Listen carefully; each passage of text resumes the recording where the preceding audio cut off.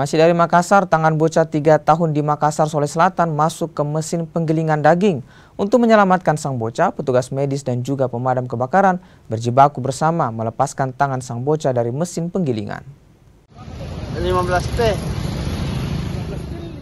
Petugas Dinas Pemadam Kebakaran dan Penyelamatan Kota Makassar bersama dengan tim medis dari Rumah Sakit Labuang Baji Kota Makassar ini berjibaku menolong seorang bocah berusia 3 tahun.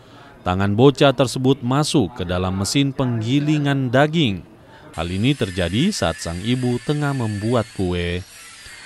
Petugas Damkarmat dan tim medis pun berjuang selama 4 jam untuk mengeluarkan tangan bocah tersebut.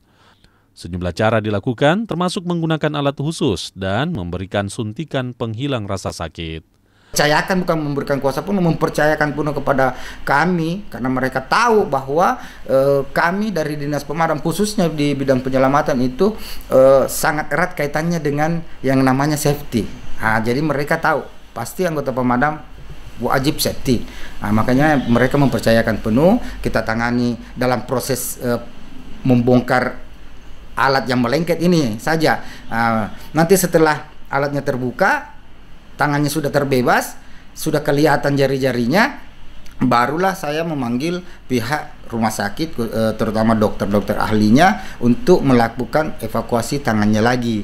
Jadi yang mengeluarkan atau menarik tangannya, lengan dengan jari-jarinya itu sebenarnya dari pihak dokter ahli tulang. Karena saya juga tidak berani, karena saya lihat tangannya sudah mencong kiri kanan, ya. Saya tidak tahu dia patah atau tidak, tapi ternyata syukur alhamdulillah cuman tergores, bukan tergores kecil, memang dia ada sobek, luka sobek, ada beberapa titik di jarinya, tapi alhamdulillah tulangnya tidak patah.